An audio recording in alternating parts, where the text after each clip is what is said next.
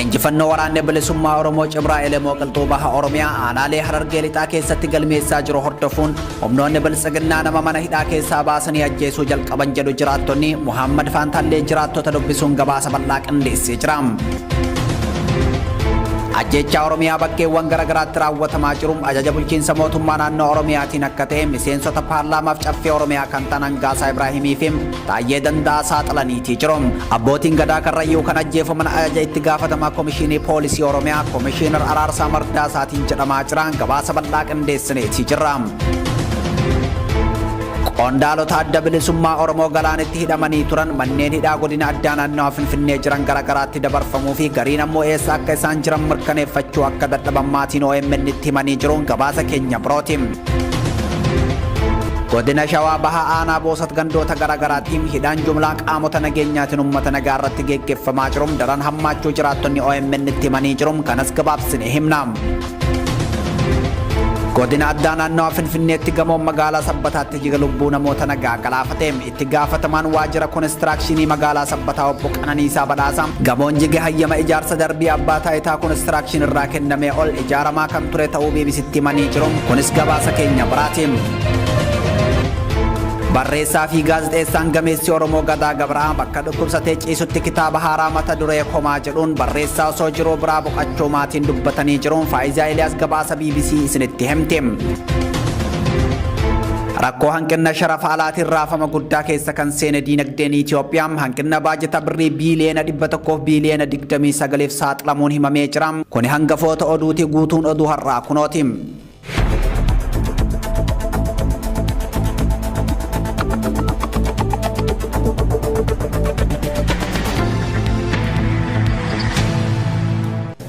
Barreessaa fi gaazexeessaan gameessi Tasfaayee Gabraab torban dabre lubbuun dabruu hordofee iddoo dhukkubsatee ciisutti kitaaba biroo haaraa mata dureen isaa komaa jedhu barreessaa akka ture maatiin himane.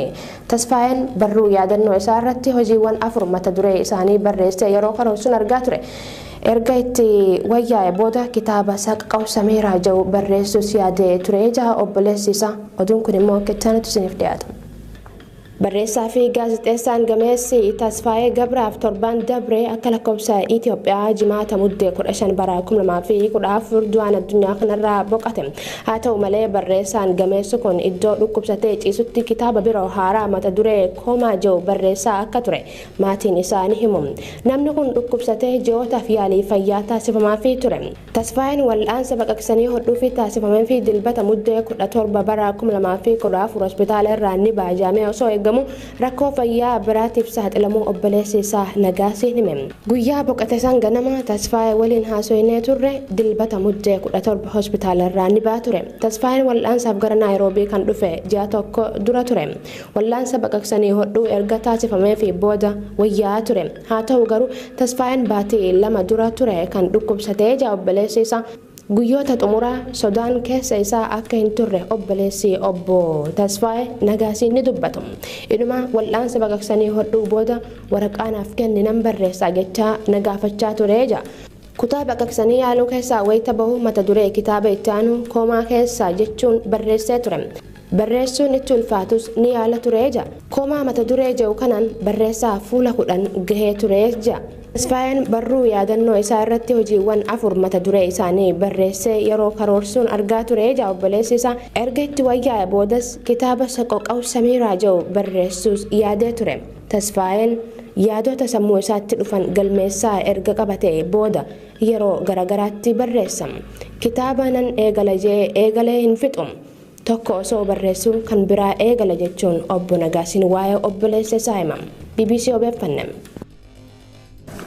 Godina Shawaa Bahaa Aanaa Boosat gandoota garaagaraatti hidhaan jumlaa qaamota nageenyaatiin uummata nagaa irratti gaggeeffamaa jiru daran hammaachuu jiraattonni Oromiyaa miidiyaa neetworkiitti himane.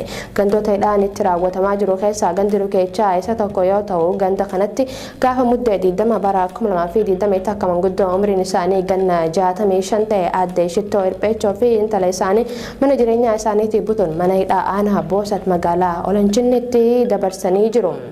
ji'a sadiin dura immoo abbaan manaa isaanii obbo Badhaadhaa kan jedhaman humna waraana PPtiin mana isaaniitii baasanii ajjeesuun bakka itti darbanii turan.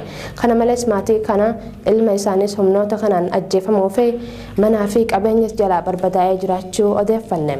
Sirni dantaa dhuunfaa isaa fi olaantummaa saba qeenxee lalisu bilxiginnaan saba wayyabaa Oromoo ilmaan isaa maqaa garaagaraa itti moggaasuudhaan duula duguuggaa sanyii irratti bane raawwachaa jira kan jedhan maddeen sirna kana ofirraa fonqolchuuf ammoo Oromoon tokkummaan ka'ee falmachuu qaba jechuun dhaamee jira. Godina addaa naannoo Finfinneetti gamoon magaalaa Sabbataatti jigee lubbuu namoota nagaa galaafate. Balaa kanaan lakkoofsi namoota lubbuun dabranii 4 ta'uun ifamee jira. Muhammad Fantaalee dabalata qaba. Godina addaa naannoo Finfinneetti gamoon magaalaa Sabbataatti jigee lubbuu namoota nagaa galaafate. Balaa kanaan lakkoofsi namoota lubbuun isaanii dabreen 4 gaheera. Namoonni balaa kanaan miidhamanis hojjettoota guyyaa dhiira 2 fi dubartoota 2.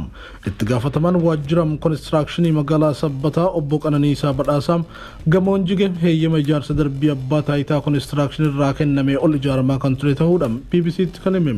Suuraan miidiyaalee hawaasummaa gubbaa naanna'aa ture gamoon jige namoonni rifaatuun itti marsan yeroo daawwatan mul'isa. Abbaa taayitaa konistirakshinii irraa heeyyama abbaa darbii tokkotu kenname. Haa ta'u malee abbaan ijaarsa kana geggeessu darbii 5 ijaaraa turuudhaan BBC'n obbo Qananiisaa odeeffachuun kan gabaase. Sababni jiguu gamoo kanaa inni guddaan hin beekamne.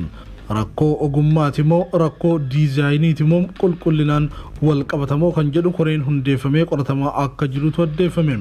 Balaa mudate kanaan namoonni 4 kan lubbuu dhaban yoo ta'u reeffi namoota 3 barbaadamee argamu inni tokko wal'aansaaf hospitaala dhaqqabee achitti akka du'eetu gabaafame. Oduu keenya xumuraatiin rakkoo hanqina sharafa alaatiin raafama guddaa keessa kan seente dinagdeen Itoophiyaa hanqinni baajataa biliyoona 129 gahuun gabaafame. Sababa waraanaatiin lamshee daddaaqaa kan jiru dinagdeen Itoophiyaa qaala'insa jireenyaa fi hanqina baajata guddaa ta'e keessatti kufuusi gaazexaan Addis Furniture gabaase. Waraanni Itoophiyaa keessatti babal'ataa deeme dinagdee biyyattii duraanuu laaffatee dhufe kan daranuu miidhe yoo ta'u yeroo ammaatti hanqinni baajataa qarshii biliyoona 129 gahuun isaa gabaafamaatti jira. Sababoota hanqina baajataa kanaa uuman keessaa sharafni alaa dhabamu, bittaa meeshaa waraanaa Abiy Ahmed taasisaa jiruu fi qoqqobbii dinagdee biyyoonni alaa sababa cabiinsa mirga dhala namaa biyyattii keessatti raawwatamaa jiruun ta'u ogeeyyiin dinagdee himanii jiru. Yeroo ammaatti idaan Itoophiyaa irra jiru yaaddoo guddaa waan ta'eef biyyattiin waggaatti dhala idaa kana doolaara biliyoona 5 kaffaluu kan qabdu yoo ta'u baankii addunyaa fi fandiin maallaqa addunyaa IMF liqaa fi gargaarsa dabalataaf haal duree kaa'uu isaa gabaafamee ture. Hayyangaa daawwattoota OMN oduun teenya isaan gammaatti daawwattanidha. Oduu teenya irraa odeeffannoo gaarii akka argattan abdii qabna. Anta oduu isinitti himte Faayisaa Ilaas gama ogummaa teeknikaa fi gulaallee suur-sagaleetiin Tuujii Muhammad Tunufaana ture sagantaalee OMN tanneen aftoliin turtii.